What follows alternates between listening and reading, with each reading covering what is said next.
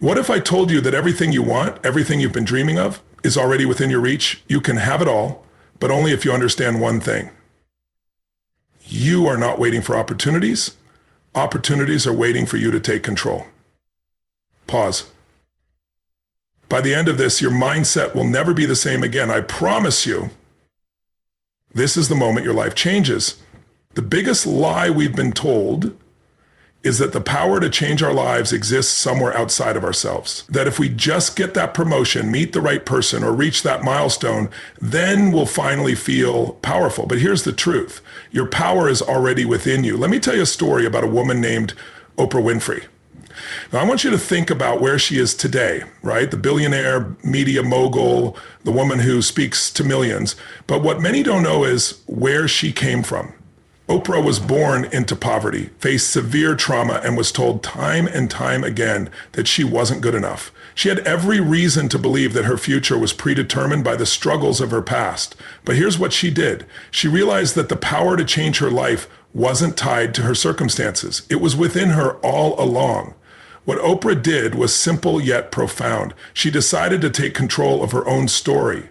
She wasn't waiting for someone to save her or for the world to hand her success. She realized that the moment she took responsibility for her life was the moment she unlocked her true potential. You see, most people are waiting for that magic moment when everything falls into place.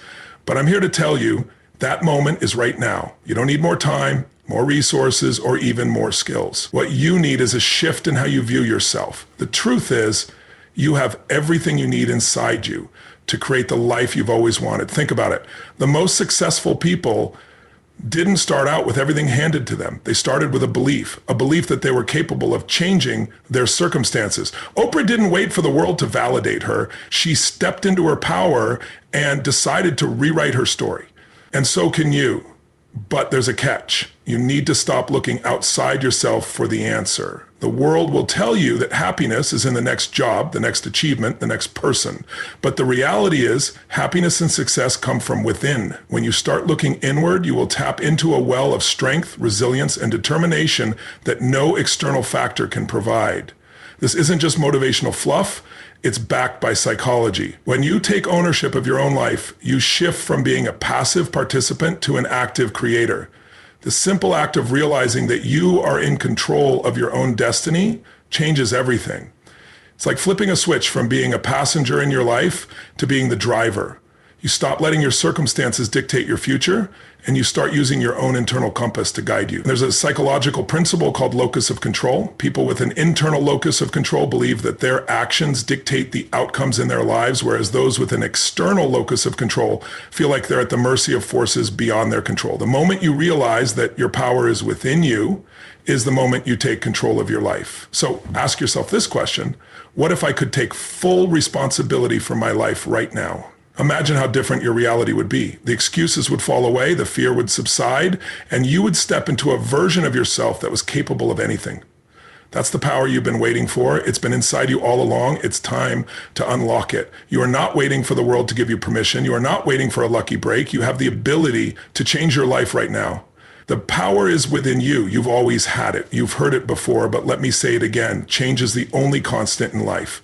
The world around you is in a constant state of flux. You can resist it, fight it, or try to avoid it, but it will always come. And here's the truth. Those who embrace change are the ones who thrive.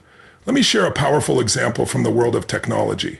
Think about companies like Blockbuster and Kodak. At their peak, they were giants in their respective industries. Blockbuster was the go-to for movie rentals, and Kodak was the name synonymous with photography. But here's the thing. They failed to embrace change. They thought their ways of doing things would last forever. And in the blink of an eye, they became obsolete. They were replaced by companies like Netflix and digital photography, companies that recognized that the only way to move forward was to evolve. Now, you might be thinking, that's the business world, it's different for me. But here's the reality: we all face the same challenge in our lives. When you refuse to change, you become stagnant. And stagnation isn't a neutral state. It's the breeding ground for regret, frustration, and missed opportunities. Growth only happens when you accept that change is inevitable and you make it your ally. I want you to think about a time in your life when you resisted change. Maybe you stayed in a job that no longer fulfilled you or held on to a relationship that was draining your energy. Deep down, you knew it was time to let go, but you were afraid of the unknown. You were afraid of what would happen if you took the leap. That fear, that hesitation, is what holds most people back. But let me tell you this, the biggest regrets in life aren't from the changes people made, they're from the changes they failed to make. Change isn't always easy. In fact, it can be downright uncomfortable, but it's in that discomfort that we grow. When you embrace change, you start to unlock new levels of strength and resilience that you never thought possible. You begin to see the challenges of life not as roadblocks, but as opportunities to learn and evolve. Change forces you to adapt, to stretch your limits, and to expand your thinking. And when you do that, you become a stronger, more capable version of yourself. Psychologically, change triggers something in us that is deeply ingrained, the fight or flight response. When faced with change, especially the unknown, our brains go into survival mode. We become hyper aware of potential risks and dangers. But here's the thing, your brain isn't designed to keep you comfortable. It's designed to keep you alive. And sometimes surviving means taking risks. It means stepping into the unknown and trusting that you have the tools to navigate it. Think about the most successful people in the world. They didn't get there by playing it safe. They got there by embracing change even when it was terrifying. They took the risks. They adapted. They evolved. That's how they became great. You want to be great? You have to embrace change too. The beauty of life is that you get to decide how you respond to change. You can resist it, or you can use it as fuel for your growth.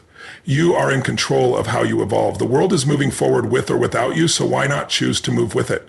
Right now, in this moment, ask yourself, where in my life am I resisting change? And what would happen if I stopped fighting it? What if I embraced the uncertainty, trusted that I have the strength to handle whatever comes next, and allowed myself to grow? That's where true power lies, in the willingness to change and adapt. So embrace it. Change is not your enemy. It's your gateway to a better life. Let go of the fear, step into the unknown, and know that on the other side of change is the version of you that you were always meant to become. In life, there are countless things you can't control. The weather, the economy, what other people think. But there's one thing you can always control, yourself, how you think, how you respond, how you act. And that, my friend, is where your power lies. Let me tell you a story about a man named Viktor Frankl. He was an Austrian neurologist, psychiatrist, and Holocaust survivor who spent years in concentration camps. He witnessed unimaginable horrors, yet he didn't let the circumstances control his spirit. He chose to focus on one thing, his own inner freedom. Frankl famously wrote, "Everything can be taken from a man, but one thing, the last of the human freedoms, to choose one's attitude in any given set of circumstances." Despite the unspeakable suffering he endured, he controlled his response. His mindset became his greatest source of strength. Viktor Frankl chose how he would respond to life, and that decision ultimately helped him survive and find purpose during the darkest chapter of human history. You see, Frankl didn't have control over what happened to him, but he had control over how he responded to it. And that's a mindset that we all need to adopt. We often waste energy trying to control the uncontrollable. We fight traffic, we stress about the economy, we worry about the opinions of others. But the truth is, those things are out of our hands. The more we focus on what we can't control, the more we spiral into frustration and helplessness. Instead, imagine if you turned that energy inward. What if you focus on what you can control? What if, instead of worrying about what's happening around you, you channeled that energy into taking action on what's happening inside you?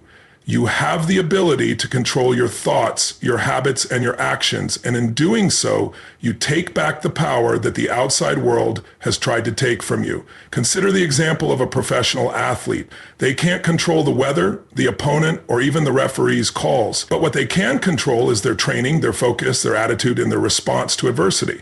It's no secret that the greatest athletes, whether it's Michael Jordan, Serena Williams, or LeBron James, are masters of controlling their mindset.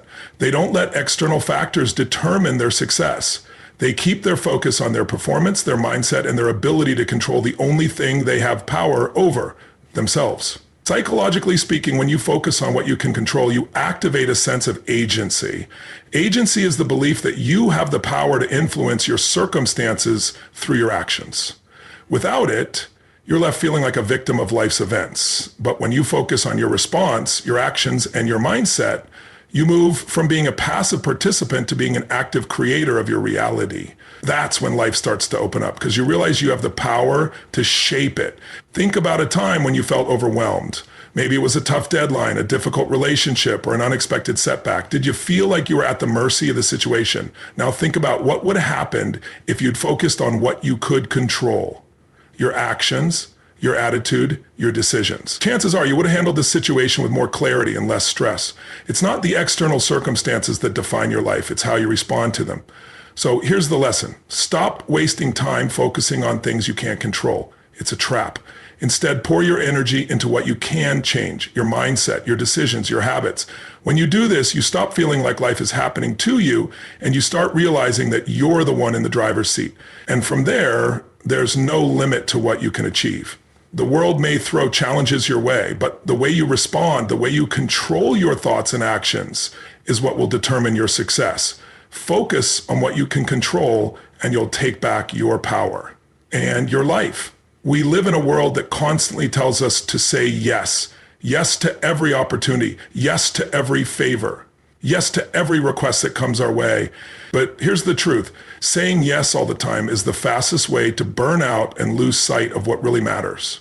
The power you need to take control of your life, to protect your time and your energy, is found in a single word: no. Let me tell you a story about Steve Jobs, the co-founder of Apple. Steve Jobs didn't become a visionary by saying yes to everything that came his way. In fact, he was notorious for saying no to things that seemed like good ideas, but didn't align with his vision. He famously said, the most important thing is to say no to the 1,000 things that are going to compete for your attention.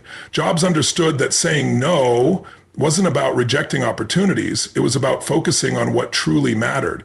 And it was that focused mindset that allowed him to create some of the most revolutionary products in history. Think about your own life. How many times have you said yes to things because you didn't want to disappoint someone? How often do you take on tasks or projects out of a sense of obligation, not because they align with your purpose or your priorities? Every time you say yes out of guilt or fear of letting someone down, you're sacrificing your own needs, your time, and your energy. But when you learn to say no, you're putting yourself first, and that's where your real power lies. Psychologically, saying no is about setting boundaries, and boundaries are essential for mental and emotional well-being. Think about it. When you say yes to something you don't want to do, you're not just giving away your time, you're giving away your peace. And the more you allow that to happen, the more you become a prisoner to other people's demands. You have to ask yourself, what is the cost of saying yes to things that drain me? When you say yes to something that doesn't serve your goals, you're robbing yourself of time and energy that could be invested in something more meaningful. You're allowing someone else's priorities to dictate your life. And that's not how successful people operate. Successful people know their time is their most valuable asset, and they guard it fiercely. One powerful example of this is Warren Buffett, one of the most successful investors of all time. Warren has said that the key to his success is his ability to focus on the few things that matter most and say no to the rest. He doesn't get distracted by every opportunity that comes his way. He says no to distractions so that he can say yes to the things that will drive him forward. And it's that focus, that ability to say no to the trivial, that has allowed him to build an empire. The truth is, every time you say yes to something that doesn't serve your greater purpose, you're saying no to your own dreams. You're saying no to your time, to your peace, and to your potential. Learning to embrace the power of no is not about being selfish or uncaring. It's about protecting what's most important: your time, your energy, and your vision. So here's your challenge. The next time you're faced with a request, a project, or an opportunity, ask yourself, does this align with my purpose? Does this bring me closer to my goals? If the answer is no, then have the courage to say it. Your no is a declaration of your boundaries, your focus, and your respect for your own time. And it's in that power, in the power of no, that you will find the freedom to live a life that's truly yours. Remember, you don't have to please everyone. You don't have to say yes to everything that comes your way. When you embrace the power of no, You create the space to say yes to the things that truly matter, the things that will lead you to the life you've always dreamed of. We all fear failure. It's ingrained in us from an early age to avoid mistakes, to play it safe, to aim for perfection. But what if I told you that failure is not only inevitable, but it is also the key to your success? Failure is not a sign that you're doing something wrong. It's a sign that you're pushing yourself, that you're stepping out of your comfort zone and expanding your limits. Failure is the greatest teacher you'll ever have. Think about Thomas Edison. Edison didn't just invent the light bulb overnight. In fact, he failed thousands of times before he finally found the right filament that made it work. The most incredible part of his story isn't the success, it's how he viewed failure. When asked about his many failed attempts, Edison famously said, "I have not failed. I've just found 10,000 ways that won't work." To him, failure was simply a necessary step on the path to innovation. It wasn't a setback. It was an opportunity to learn. And it's not just inventors or entrepreneurs who learn from failure. Think about J.K. Rowling, the author of the Harry Potter series. Before her books became a global phenomenon, she faced rejection after rejection. Her manuscript was turned down by 12 publishers. That's failure, right? Most people would have given up, thrown the manuscript in a drawer and moved on to something else. But not Rowling. She understood something powerful. Failure isn't the end. It's a lesson, a stepping stone to something greater. When you fail, you are given an opportunity to reflect. What went wrong? Why didn't it work? What can I do differently next time? These are the questions that lead to growth. But here's the thing. Most people don't want to ask those questions. They want to avoid the pain of failure. They want to stay in their comfort zone. But the truth is, staying comfortable is the fastest way to stagnate. Growth only happens in the discomfort of failure. Psychologically speaking, when we fail, we experience a loss of confidence, a sense of doubt, and sometimes even shame. But if we can reframe that experience, we realize that failure doesn't define us. It teaches us, it molds us, it strengthens us. Failure doesn't mean we're not good enough. It means we're trying. It means we're testing our limits and discovering new possibilities. Think about the greatest athletes in the world, Michael Jordan, Serena Williams, Kobe Bryant. These individuals didn't reach the top by avoiding failure. They failed many times. They missed shots, they lost matches, but they used each failure to refine their game, to improve their skills, and to grow stronger. They failed, but they didn't quit. Here's the critical point. Failure is only truly a failure if you stop moving forward. If you quit, if you let failure define your worth, then yes, it has defeated you. But if you learn from it, if you rise from it with a new understanding and a renewed commitment, then failure has done its job. It's taught you what you needed to know to get closer to your goal. So the next time you face failure, and you will, don't run from it. Don't hide from it. Embrace it. Understand that it's not a reflection of your abilities, it's a part of the process. Every failure brings you closer to success. Every misstep teaches you something valuable. Failure is not your enemy, it's your greatest ally in the pursuit of greatness. And remember this, failure doesn't just happen to you, it happens for you. It's shaping you, building your resilience, and preparing you for the breakthrough that's just around the corner. Keep going, keep learning, keep failing, because in doing so, you are becoming exactly who you need to be to succeed. Have you ever stopped to consider the people you spend the most time with, the people you share your energy with, your dreams, your struggles? What do they bring to your life? Are they lifting you up, challenging you, pushing you toward greatness, or are they holding you back, keeping you stuck in a place of comfort and mediocrity? The truth is, you are the average of your 5 closest people, and that reality is either empowering or limiting depending on who you choose to surround yourself with. Let me give you a real-world example. Think about the most successful people in any field, whether it's business, sports, or entertainment. Behind their success, you'll always find a group of people who have influenced them, a mentor, a friend, a partner, a colleague, or even a competitor. These are the people who shape their mindset, who challenge their limits, and who push them to be better every day. Success isn't a solo journey, it's a collective one, and those closest to you are either helping you ascend or holding you back. Let's take an example from the world of sports. LeBron James, one of the greatest basketball players of all time, LeBron, didn't get to the top by surrounding himself with people who didn't push him to be better. He surrounded himself with a close-knit group of friends and mentors who supported his dreams, but also held him accountable. He had coaches, teammates, and friends who challenged him every day, not just on the court, but in every aspect of his life. These people weren't just cheering him on, they were elevating him, keeping him focused, and keeping him aligned with his purpose.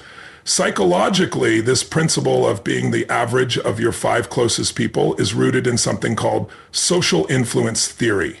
We are inherently social creatures, and our behavior is deeply influenced by those we interact with regularly. Our values, attitudes, and behaviors are often a reflection of the people we spend time with. You start to mirror their habits, their mindset, and even their energy. If you surround yourself with people who are positive, driven, and success-oriented, you will naturally start to adopt those same traits. But if you spend time with people who are negative, complacent, or disinterested in growth, you will find yourself slipping into those same patterns. Think about the times in your life when you've been surrounded by negativity. Maybe it was a group of friends who doubted your dreams or told you that you were aiming too high. Maybe it was a toxic work environment or a relationship that drained you. How did you feel in those moments? Stuck? Stagnant? That's because the people around you were influencing your mindset, your confidence, and your actions. Even if you didn't realize it, you are influenced by the people you keep closest. Now think about the people you currently spend your time with. Are they lifting you up or pulling you down? Are they encouraging you to strive for more or settling for the status quo? Take a hard look at your inner circle. Ask yourself, who am I allowing to influence my thoughts, my goals, and my energy? Are these people a reflection of the version of myself that I want to become? Here's the kicker. You have the power to change your circle. It's up to you to decide who deserves a seat at your table. If your current circle isn't serving your best interests, it's time to make some adjustments. The key to your success lies in surrounding yourself with people who elevate you, challenge you, and inspire you to be better every single day. This isn't about abandoning old friends, but about being strategic with your energy. Find people who will hold you to a higher standard, who will challenge you, and who will inspire you to reach your highest potential. So I ask you, who are the 5 closest people to you? Are they helping you become the person you want to be? If not, it's time to make a change. Start surrounding yourself with people who align with your vision for greatness and watch how quickly your life starts to transform. Because when you elevate your circle, you elevate yourself. And that's how you begin to unlock the limitless potential inside you. Most people go through life blaming others for their struggles. We blame the economy for our financial difficulties. We blame our parents for how we turned out. We blame the world for not giving us the opportunities we deserve. But here's the truth that most people don't want to hear. Taking full responsibility for your life is the key to unlocking your potential. Imagine this. You're driving a car, and every time you hit a bump in the road, you blame the car. You blame the tires, you blame the road, you blame everything except the fact that you're the one behind the wheel. How far do you think you'll get? Now think about this. Your life is that car, and you are the driver. Every decision, every reaction, and every path you take is ultimately in your hands. If you're not where you want to be, it's because you're choosing the wrong directions. It's time to take control. Let me tell you a story about a man named Eric Thomas. Eric grew up in poverty, was homeless for a period of time, and had to overcome significant obstacles. But Eric didn't let his circumstances define him. He didn't blame the system. He didn't sit around waiting for someone to come and help him. Instead, he made a conscious decision that he would take responsibility for his life. He chose to rise above his situation, push through the adversity, and take full ownership of his actions. Eric transformed his life by realizing one simple thing. He was in control of his destiny, no matter what life threw at him. And once he took full responsibility for his life, everything changed. Psychologically speaking, taking full responsibility shifts your mindset from a place of powerlessness to one of power. It moves you from being a victim of circumstances to being a creator of your own reality. When you blame the world, you give away your power. You tell yourself that your life is determined by factors outside of your control and that you are at the mercy of life's randomness. But when you take responsibility, you step into your power. You acknowledge that while you can't control everything that happens to you, you control how you respond to it. The key here is not to be mistaken. Taking responsibility doesn't mean that everything that happens to you is your fault. Life will throw curveballs. People will disappoint you. Bad things will happen.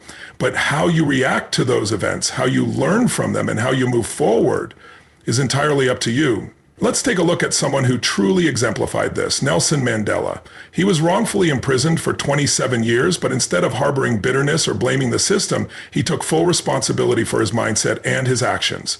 During his imprisonment, he worked on himself, mentally and emotionally.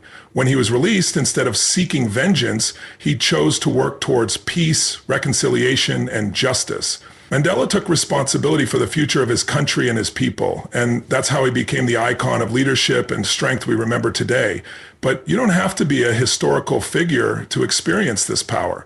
Every single day you have the opportunity to take responsibility for your life. Whether it's your finances, your relationships, your health, or your career, the moment you take full responsibility for your life, you unlock the power to change everything. When you make the decision to own your life, you stop waiting for the perfect moment, the perfect conditions, or the perfect person to come along and give you permission to succeed. You stop making excuses, you stop blaming and complaining, and instead you take action. You find a way, you create your own opportunities. Remember, the world doesn't owe you anything, but you owe it to yourself to take control, to take responsibility, and to create the life you want.